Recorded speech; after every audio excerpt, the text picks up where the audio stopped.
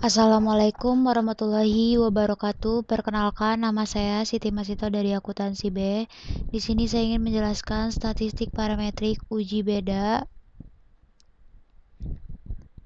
Statistik parametrik yaitu ilmu statistik yang mempertimbangkan jenis sebaran atau distribusi data, yaitu apakah data menyebar secara normal atau tidak. Statistik parametrik digunakan untuk menguji hipotesis dan variabel yang terukur. Dengan kata lain, data yang akan dianalisis menggunakan statistik parametrik harus memenuhi asumsi normalitas. Uji beda atau t-test adalah pengujian hipotesis terhadap suatu data yang dilakukan dengan teknik analisis komparasi data yang bertujuan untuk mengetahui ada atau tidaknya perbedaan antar suatu variabel atau sampel yang diteliti. Jika ada perbedaan, maka dilihat apakah perbedaan itu signifikan atau hanya kebetulan. Yang pertama ada one sample t-test.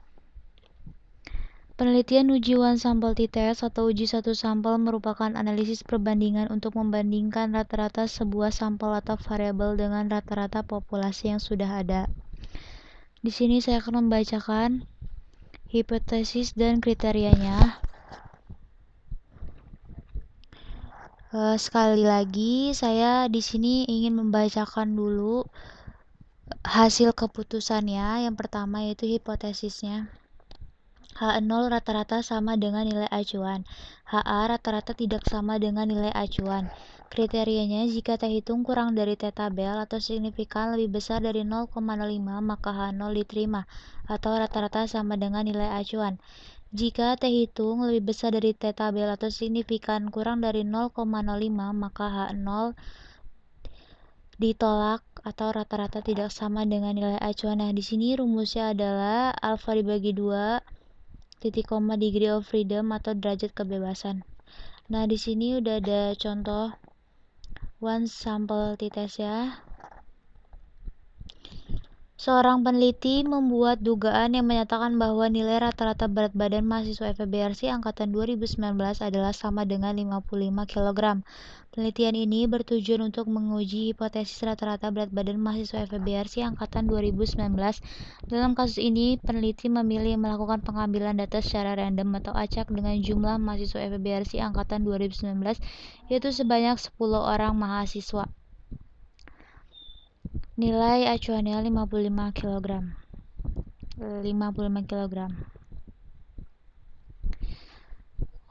Seperti yang tadi saya bilang, saya di sini ingin membacakan pedomannya pengambilan keputusan itu terlebih dahulu. H0 nilai rata-rata berat badan mahasiswa FEBRC angkatan 2019 adalah sama dengan nilai 55 kg. HA nilai rata-rata berat badan mahasiswa FEBRC angkatan 2019 tidak sama dengan nilai 55 kg. Kita ke nilai signifikan totalnya. Jika nilai signifikan totalnya kurang dari 0,05, maka H0 ditolak dan HA diterima. Sebaliknya, jika nilai signifikan totalnya lebih besar dari 0,05, maka H0 diterima dan HA ditolak.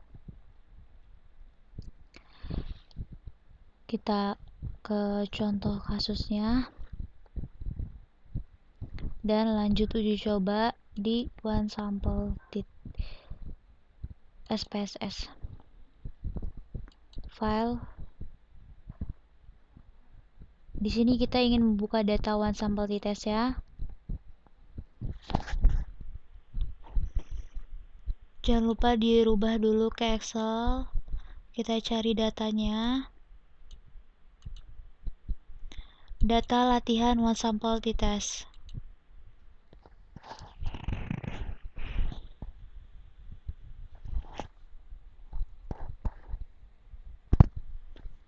Klik OK.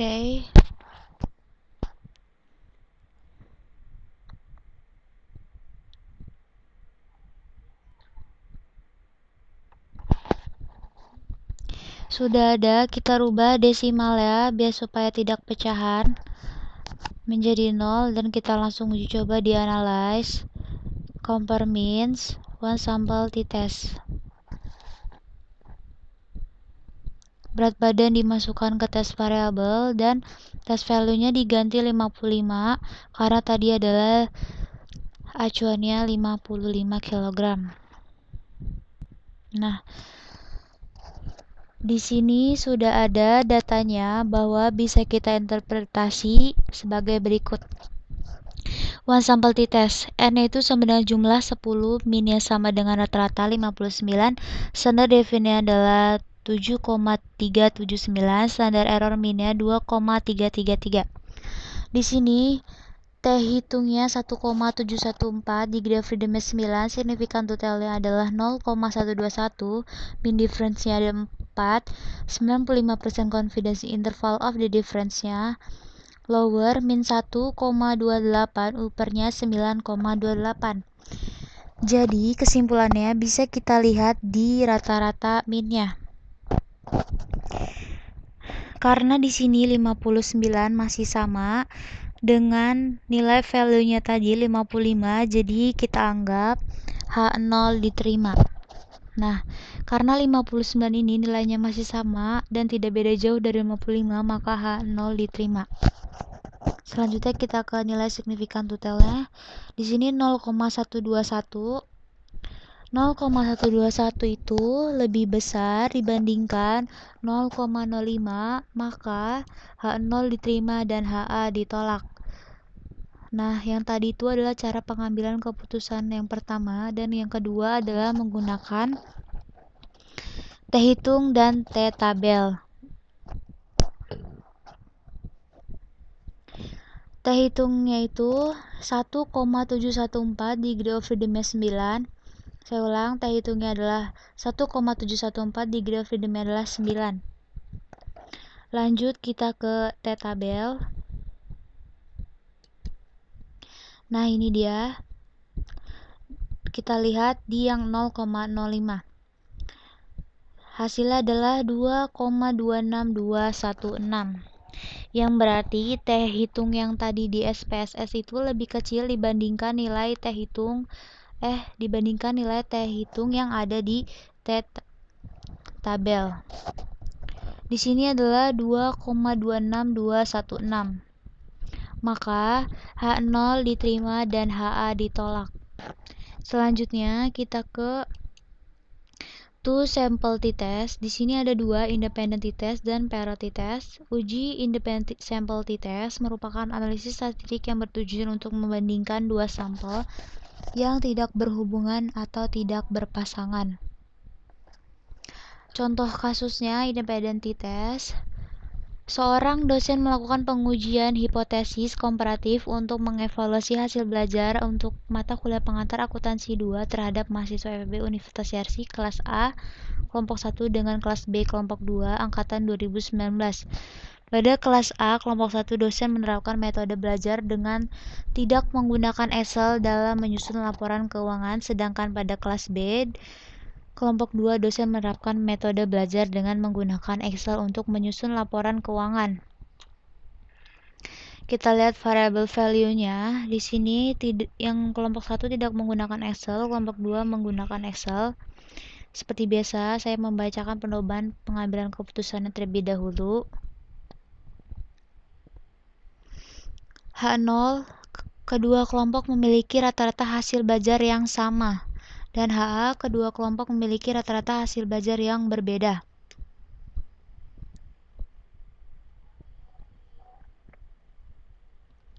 Nah, di sini ada nilai signifikan totalnya.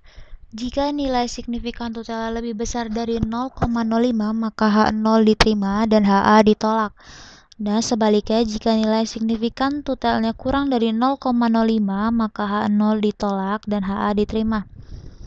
Selanjutnya, untuk T hitung dan T tabel, jika nilai T hitung lebih besar dari T tabel, maka H0 ditolak dan HA diterima, yang menandakan adanya perbedaan. Dan sebaliknya, jika nilai T hitung kurang dari T tabel, maka H0 diterima dan HA ditolak, yang menunjukkan tidak adanya perbedaan. Lanjut aja kita ke contoh kasusnya. Dan kita buka di SPSS-nya. Klik file, open, data. Kita rubah ke Excel dulu. Nah, sudah ada, klik yang independent t-test, open.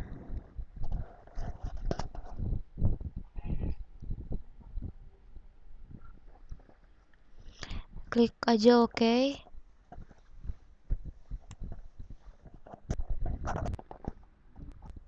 Nah, datanya sudah ada, kita pindah ke data view.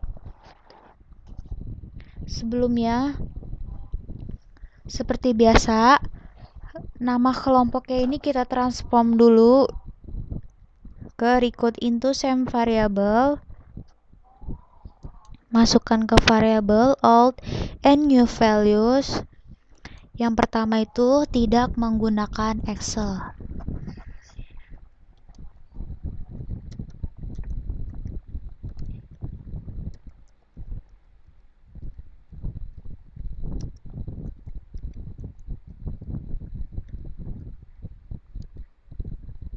Value-nya 1. Add. Yang kedua itu menggunakan Excel.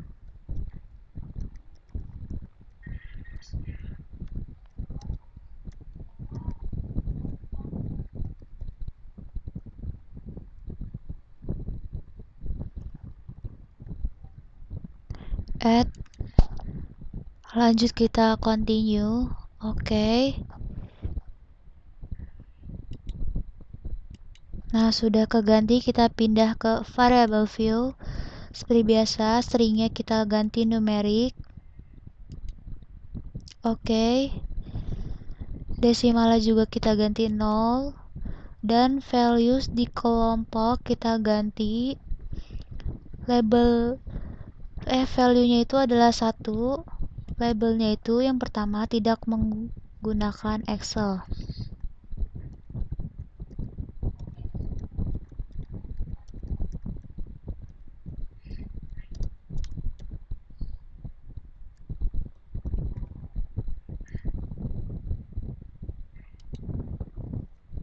Value 2 menggunakan Excel.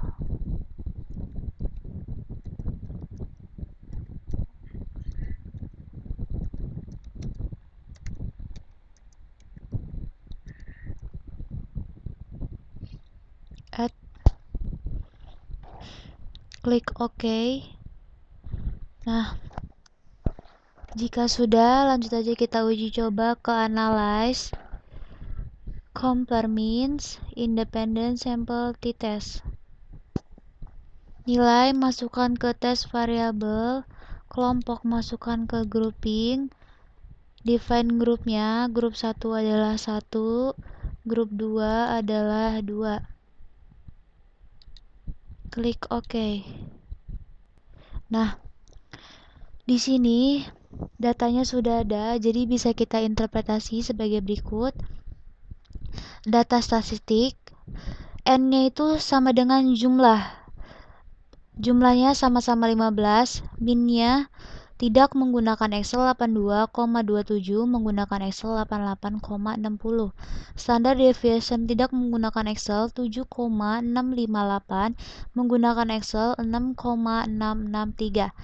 Standar error min-nya tidak menggunakan Excel 1,977, menggunakan Excel 1,720. Lalu di sini F-nya adalah 0,310, signifikannya 0,582, T-nya itu sama, min 2,416, degree of freedom-nya adalah 28, signifikan totalnya adalah 0,22, min difference-nya adalah sama, min 6,333. Standar error difference-nya adalah 2,621. 95% confidence interval of the difference lower, min 11,702,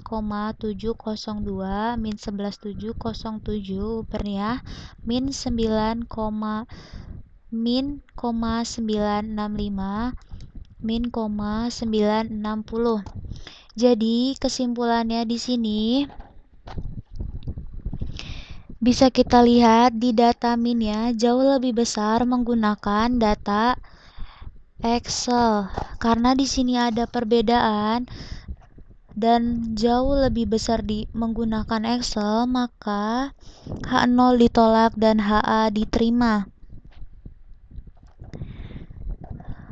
Atau bisa juga kita sebut HA diterima dan H0 ditolak. Karena di sini ada perbedaan, maka HA-nya diterima dan H0-nya ditolak. Selanjutnya, kita ke pedoman signifikan tutelnya. Di sini signifikan tutelnya adalah 0,22. Berarti dia lebih kecil dari 0,05 standarnya, maka H0 ditolak dan HA diterima.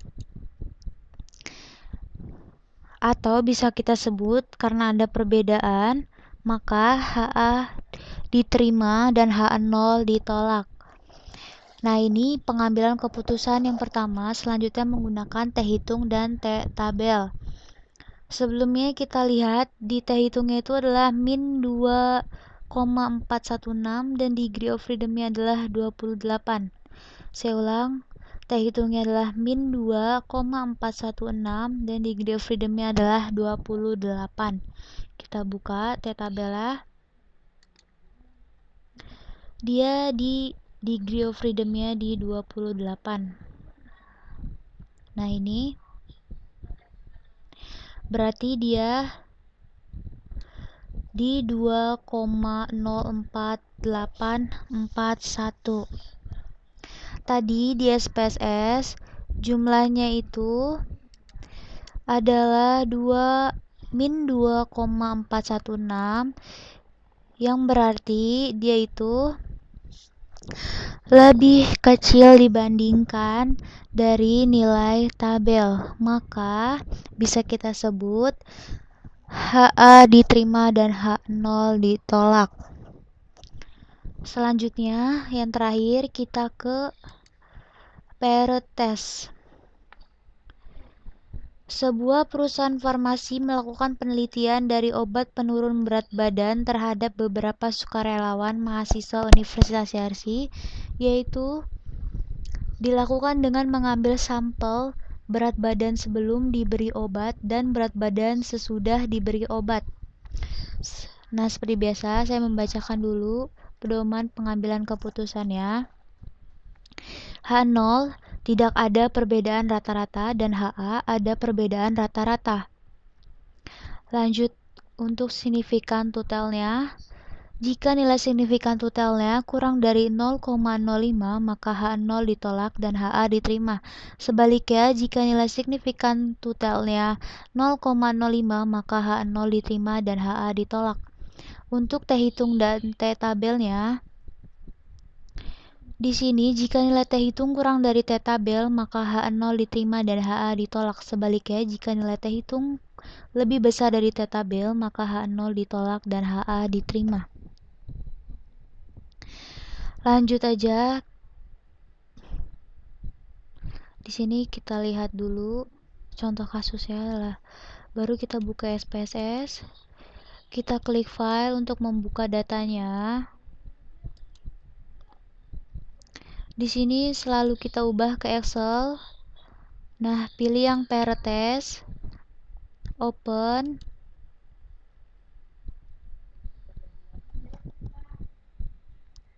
Klik OK.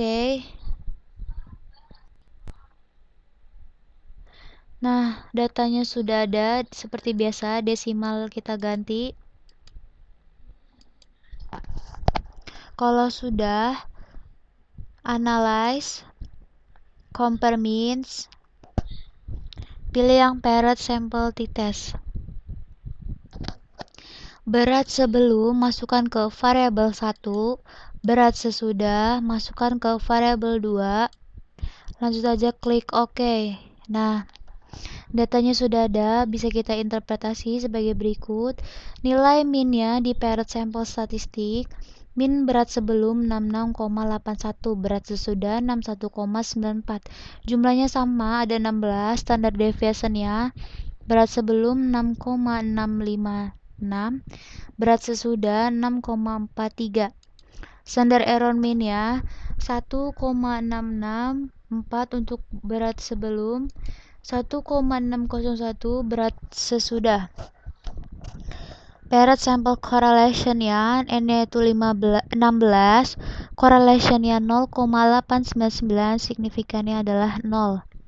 Nah, di sini paired sample test, min-nya 4,875, standard deviation-nya 2,941, standar error min-nya 0,735, 95% confidence interval of the difference lower 3,304, upper-nya 6,442. Di sini T hitungnya 6,630, difference-nya 15, signifikan totalnya adalah 0,000. Di sini bisa kita lihat berat badan sebelum dan sesudah berbeda karena di sini menurun. Berat badan sebelum ke berat badan sesudah menurun, yang berarti dia menandakan adanya perbedaan. Maka jika ada perbedaan, HA-nya diterima. Maka jika ada perbedaan, HA-nya diterima dan H0 ditolak. Sebaliknya, jika ada HA-nya itu berbeda, maka H0 ditolak. Selanjutnya kita ke signifikan totalnya. Di sini ada 0,000, yang berarti di mana lebih kecil dari 0,005, maka H0 ditolak dan HA diterima. Berarti dia lebih kecil, maka H0 itu ditolak dan HA-nya diterima. Ini pengambilan keputusan pertama. Lanjut kita pengambilan keputusan yang kedua di T hitung dan T tabel. Sebelumnya kita lihat T hitungnya itu 6,630.